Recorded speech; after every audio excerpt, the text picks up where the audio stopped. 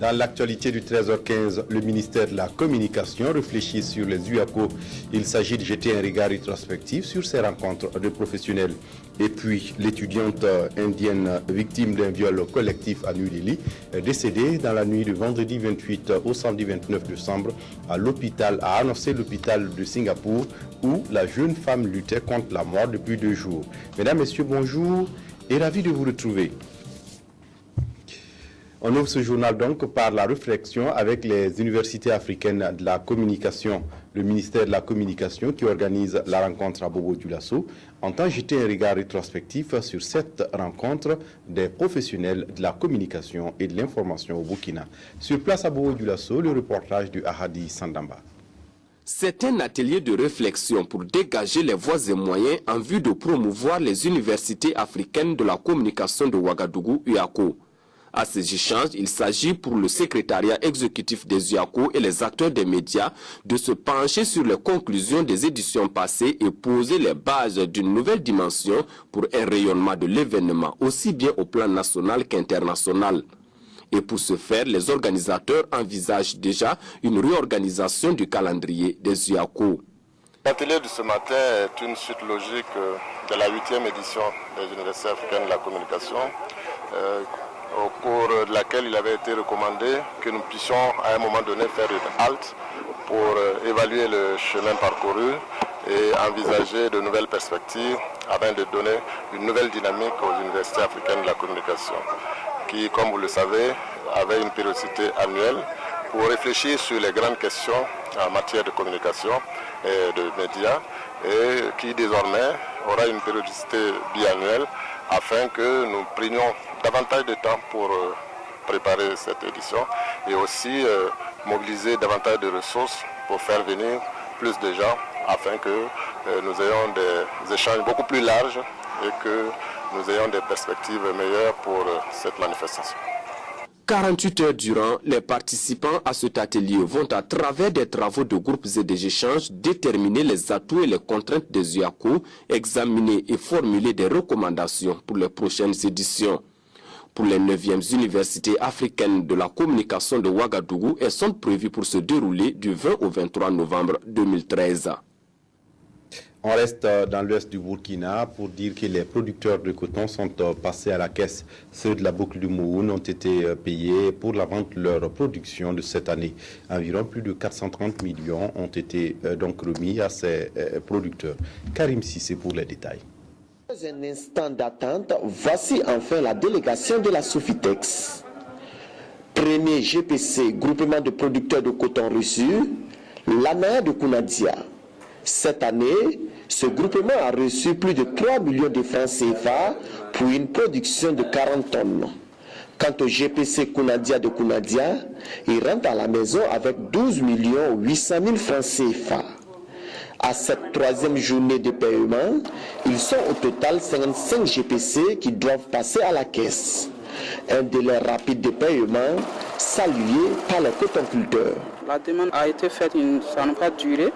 Ça fait une semaine environ et puis on vient d'être payé. Vraiment, ça nous va droit au cœur, quoi. Vraiment, ça nous encourage à encore récolter plus précocement que cette année. Ils nous ont dit que si on vend le coton là très vite, on peut gagner l'argent aussi très rapide. Quand on nous a dit ça, en tout cas, on ne croit pas à ça, mais quand nous sommes venus là, nous sommes contents. Maintenant, là, ils ont bien fait. En tout cas, les fêtes là vont bien se passer. Pour les responsables de la Sofitex, ce paiement rapide des producteurs de l'or blanc vise à honorer l'engagement pris par la direction générale de la nationale des fibres textiles. Nous pensons que les cotonculteurs doivent se rassurer que, en tout cas, la direction générale a pris toutes les dispositions pour que nous puissions payer à temps les cotonculteurs et dans les délais. Donc la balle étant dans le camp des cotonculteurs, dès que le coton va rentrer, nous pensons que nous allons le payer. Selon les chiffres, la Sofitex va verser cette année aux cotonculteurs de la zone cotonnière de la boucle du Mouhoun la somme de 13 583 millions de francs CFA contre une production attendue de 103 000 tonnes de coton graine. Des chiffres nettement au-delà de ceux de la campagne cotonnière écoulée. Même joie à Boromo, où les producteurs de Fara et de Poura ont été payés ce vendredi 28 décembre. Une douzaine de groupements de producteurs ont donc été concernés. Là également, ils sont répartis avec environ 140 millions de francs CFA. Moumouni Baro. Comme prévu, la Société des fibres textiles du Burkina a tenu encore ses promesses à l'endroit de ses partenaires producteurs. Pour preuve, ce sont 12 groupements de production cotonnière de Fara et de Poura qui viennent de recevoir leur premier paiement coton-graine dans une banque de la place après avoir effectué une récolte précoce recommandée par la société. Et pour les chefs de région cotonnière de Koudougou, cette promptitude de paiement est le pari pris par la direction générale de la Sofitex. Depuis près de 3 ans, nous sommes engagés dans une dynamique de paiement rapide. Et l'année dernière, le paiement a été suffisamment rapide, si bien que les producteurs nous ont beaucoup félicités et félicité les banquiers donc, qui l'ont fait. Et cette année, nous sommes dans la même dynamique. Et, je crois que c'est ce qui nous amène ici ce matin pour le premier paiement qui concerne donc 12 GPC de Fara et de Poura. Et donc ces 12 GPC-là vont engranger des recettes d'environ 141 millions, des recettes bénéficiaires, bien sûr, après récupération du crédit. Voilà. Et cela ne constitue que 24% du coton qui doit donc être évacué au niveau donc, de ces deux localités-là. Une joie se lit sur le visage des heureux bénéficiaires qui ne s'attendaient pas à être payés de sitôt par la nationale de fibres textiles, mais un souci tout de même évoqué par ce cotonculteur, l'éloignement du lieu de paiement. La société a cédé ses promesses, mais selon nous, en tout cas, on n'est pas tellement satisfait. Pourquoi? Parce qu'en tout cas, on est payé précoce, mais c'est déplacé de Farazik ici, là, ça dépasse à peu près 70 km. Et tu vas venir prendre une forte somme comme ça. Toi, sans sécurité, c'est moi. Nous, en toi, ça ne nous arrange pas. Si la société pouvait, en tout cas, grouiller, passer au département, nous payer ça, c'était mieux. Pour résoudre ce problème, les producteurs devraient encore patienter en attendant une solution idoine, car ce n'est plus la Sofitex qui effectue les paiements, mais plutôt les banques qui ont leurs exigences, selon le chef de région cotonnière de Koudougou. Il a par ailleurs ajouté que sa localité attend 37 000 tonnes de coton pour cette campagne 2012-2013 contre 27 000 l'année passée. Le ministère en charge de l'action sociale et de la solidarité nationale met à la disposition des usagers un annuaire pour répertorier les activités du département. Il s'agit des activités traditionnelles, notamment le soutien aux couches défavorisées ainsi que les réalisations. Maïmouna Traoré. Cet annuaire statistique de l'action sociale contient les performances du département pour l'année 2011. Les chiffres montrent que plus de 52 000 clients usagers ont sollicité les services du ministère de l'Action sociale et de la solidarité nationale et 33 000 ont trouvé satisfaction. Ces clients usagers, essentiellement des personnes démunies, des personnes en situation de conflit conjugal ou familial, des orphelins et des groupes sociaux spécifiques, sont constitués de 60% de femmes et de 40% d'hommes. Ce qui concerne les personnes démunies, personnes indigentes ou nécessiteuses, c'est essentiellement pour des appuis en vivres, des appuis alimentaires, des appuis matériels ou des appuis financiers. Et quand je prends le cas des orphelins scolarisés, des orphelins marginalisés, c'est essentiellement évidemment pour des appuis en ressources matérielles ou financiers pour la plupart des cas. Et il y a même une autre cible au niveau des enfants qui sont les enfants maltraités ou les enfants victimes de mauvais traitements. Qui, effectivement, là, à ce niveau, c'est essentiellement des jeunes mères qui viennent parce qu'ils ne vivent plus avec leurs conjoints et qui pourtant ont eu un enfant. Et il faut pourtant nourrir l'enfant, c'est-à-dire qu'il faut le prendre en charge. Le ministère de l'Action sociale et de la solidarité nationale, qui intervient dans la mise en œuvre du deuxième axe de la SCAD, a besoin de statistiques fiables. Pour une production régulière de ces données, l'équipe d'élaboration de cet annuaire statistique propose une relecture des outils de collecte des données, l'organisation de conférences pédagogiques sur les statistiques sociales et la poursuite des actions de sensibilisation des associations et ONG partenaires sur l'importance des statistiques. Les besoins et aspirations des jeunes au Burkina, c'est bien entendu l'emploi, la santé et la formation professionnelle. Des besoins qui ont fait l'objet d'une étude et une étude publiée au cours d'un atelier à Ouagadougou. Des détails avec Claudine Bikaba. Pour une meilleure prise en compte des préoccupations des jeunes dans les programmes et projets de développement, une étude complémentaire sur les besoins et aspirations des jeunes, initiée par le ministère de la Jeunesse et de la Formation professionnelle et financée par l'UNICEF, sera présentée au cours de cet atelier. Et la jeunesse burkinabé, qui est 60%, si pas plus, de la population du Burkina, est une force très active et dont on doit tenir compte pour élaborer des politiques et des programmes de développement. Il faut reconnaître que cette étude va nous permettre de voir concrètement si toutes les actions que nous menons dans le cadre de la promotion des jeunes, dans le cadre de l'autonomisation des jeunes, est-ce que ces actions sont conformes aux attentes et aux besoins des jeunes. C'est ça l'intérêt de cette étude. Ce qui va donc nous permettre, en cas de nécessité donc, de faire une évaluation et de réajuster. Cette étude aura permis d'inventorier les programmes et projets des jeunes, de se documenter sur les facteurs de réussite et de prendre en compte les recommandations des études précédentes. Par ailleurs, les participants à cet atelier, que sont les conseillers régionaux et les représentants des mouvements et associations de jeunes, vont réfléchir à enrichir cette étude afin de trouver des meilleures résolutions aux problèmes des jeunes au Burkina.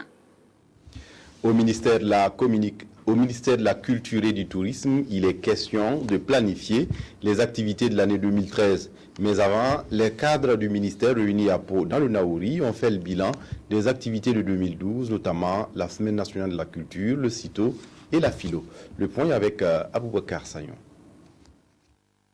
Évaluer les actions menées au cours de l'année 2012, c'est l'une des tâches confiées à ces cadres du ministère de la Culture et du Tourisme, l'adoption du statut de l'artiste, l'organisation du Grand Prix de la chanson moderne et de la journée de l'artiste, la tenue du CITO, le Salon international du tourisme et de l'hôtellerie de Ouagadougou et de la philo, la foire internationale des livres de Ouagadougou sont les grandes activités menées en 2012.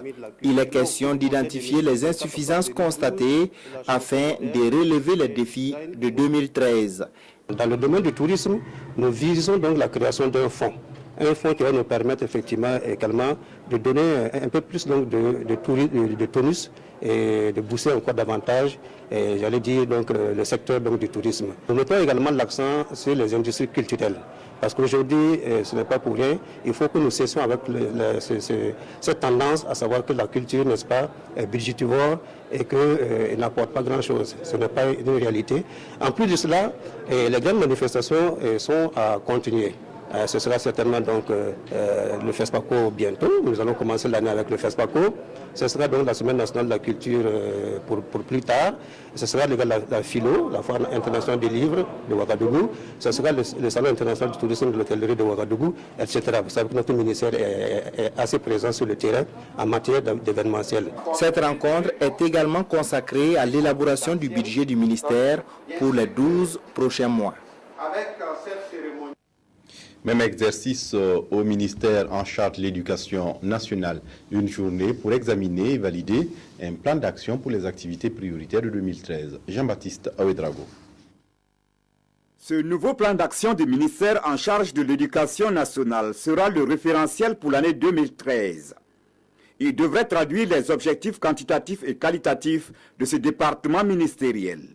Les participants à ce conseil d'administration du secteur ministériel ont une journée pour s'imprégner du contenu et des grands axes de ce plan et faire des propositions et suggestions pour sa bonne mise en œuvre. Celui de 2012 a été exécuté avec succès, comme l'attestent les indicateurs qui ont connu une nette amélioration. Le plan d'action 2013 a été élaboré toujours dans la perspective de la mise en œuvre du plan de développement stratégique de l'éducation de base. Alors, il est articulé à un certain nombre de points correspondant, comme d'habitude, à un certain nombre de composantes. Il s'agit par exemple du programme de développement de l'éducation formelle, l'éducation de base formelle et non formelle. Il s'agit également de l'amélioration de la qualité, donc de l'éducation de base. Les défis en matière de scolarisation restent énormes au Burkina Faso. Mais avec la détermination des différents acteurs de l'éducation et de l'appui de l'État et des partenaires au développement, les barrières de l'ignorance connaîtront davantage un recul. En plus de la mobilisation souhaitée, il a été demandé au cadre plus de rigueur dans la gestion, puisque désormais, c'est le ministère qui devrait s'occuper de l'achat du carburant et le règlement des factures d'eau, d'électricité et de téléphone. On reste au ministère de l'Éducation nationale pour évoquer cette initiative sur l'éducation environnementale. Le département a organisé une session de formation sur la thématique à l'attention des enseignants et directeurs d'école. Une formation suivie pour nous par Kadi Ouattara et Tangarouber Kafando. Venus d'écoles de Saponé, de Komsilega, de Yamba et de Fadangourma, ces enseignants et directeurs d'école, au nombre de 28, ont pris part à la session de formation sur l'éducation environnementale à Ouagadougou. Cette session de formation sur l'éducation environnementale a consisté à donner un certain nombre de modules aux enseignants et aux directeurs d'école pour qu'ils puissent faire face à la problématique de l'éducation environnementale à laquelle est confronté tous les pays du monde entier. Et ces modules sont entre autres l'éducation à la citoyenneté, la santé, l'assainissement, les méthodes et approches d'enseignement. Nous avons en tout cas acquis des connaissances vraiment qui peuvent nous permettre de les mettre en application dans nos écoles respectives. Et je crois que ce sont les enfants qui, en tout cas, seront les grands bénéficiaires de cette formation. Organisée dans le cadre du projet Gestion durable des ressources forestières dans les régions du centre-sud et de l'Est, cette session de formation sur l'éducation environnementale est financée par la Fondation Twin des Pays-Bas. À Fadangourma, dans l'est du Burkina, un trimestre après la rentrée scolaire, des élèves continuent de recevoir des fournitures scolaires. Le geste est d'une ressortissante de la région qui souhaite ainsi soutenir ses jeunes frères. Le compte rendu avec Karim Namouanou. De l'impatience et de l'émotion, les enfants en ont toujours eu à revendre, surtout quand il s'agit de recevoir des présents. Beaucoup ont été appelés, certes, mais peu seront récompensés. Les 3 meilleurs de chaque classe des écoles Kilungu, Obadnatanou et Tikonti A et B reçoivent des fournitures pour leurs bons résultats en cette fin du premier trimestre des mains d'une native de la province du Gourmand, par ailleurs gouverneur du centre-sud. Déjà en aval, si nous encourageons les enfants, ça va pousser peut-être plusieurs à venir quand même vers les bons résultats afin qu'on puisse toujours émerger. On a besoin aujourd'hui de leaders. Le leader sortira de ces écoles du secteur 9, je suis sûr. Les récompensés sont tout heureux et cela se comprend aisément. Les autres ont reçu des encouragements de la donatrice. Elle les invite à plus d'ardeur au travail sous la bienveillance des enseignants. Nous ne pouvons qu'être heureux qu'elle ait eu une telle pensée vis-à-vis des élèves qui sont ses enfants, ses cousins. Et pour nous, parce que cela va galvaniser davantage les élèves à faire mieux que ce qu'ils ont fait et ça va donc renforcer les rendements scolaires. 700 écoliers ont par ailleurs partagé un repas communautaire avec la bienfaitrice qui a mobilisé plus d'1 demi-million de francs CFA pour ce don reçu avec joie par les enfants. À croire que ces enfants sont allés à l'école sans fourniture. Mais bon, en fait, c'est possible à Fadangourma. Et puis, retour à Ouagadougou pour dire que Malik Zoromé, immortalisé à jamais à travers une rue de la capitale burkinabé, l'ex-ministre voltaïque de la jeunesse et 2 autres personnalités ont donné leur nom à des rues de la capitale. Yacouba Goro. Celui que le Burkina Faso pleurait le 30 mars dernier est aujourd'hui auréolé ici à travers cette rue. La rue 15745 dans le 12e arrondissement du nouveau découpage de la commune de Ouagadougou, débutant au nord par la rue El Hadj Guama Ousmane Ouedraogo et finissant au sud par l'avenue Pascal Zagré, porte désormais le nom rue El Hadj Malik Zoromé. Ancien ministre des Affaires étrangères, puis de la Justice, garde des Sceaux, cette illustre personnalité a joué un rôle prépondérant dans le développement du Burkina Faso. Plus loin, dans l'arrondissement numéro 3 à Tampuy, c'est la mémoire de Massoroma Jacqueline Tapsoba qui vient d'être perpétuée sur la rue 2270. Un hommage mérité rendu par les autorités communales à cette défunte pour l'immensité de ses œuvres, surtout en faveur de l'émancipation de la femme burkinabé. Dernier acte de cette série de baptêmes de rue, la rue numéro 2468 dans le 4e arrondissement prend désormais le nom rue Anne-Marie Compaoré. Elle immortalise ainsi la mémoire d'une femme qui s'est beaucoup battue pour rendre service à l'administration burkinabé. C'est de pouvoir perpétuer la mémoire des dévanciers, les mémoires de tous ceux qui ont fait quelque chose pour cette ville, pour ce pays. Alors, ce sont des gens qui ont construit, des gens qui ont posé des pierres, et nous invitons par la même occasion les générations actuelles et les générations futures à pouvoir aussi ajouter la pierre sur la pierre. À chaque étape, les représentants des différentes familles ont salué cette marque de reconnaissance à sa juste valeur. Ils ont aussi félicité les autorités communales pour leur abnégation et leur dynamisme à faire de Ouagadougou un havre de prospérité et de paix. Voilà, c'est tout pour cette édition. Merci de l'avoir suivi. Très bonne suite de programme sur la RTB. Au revoir.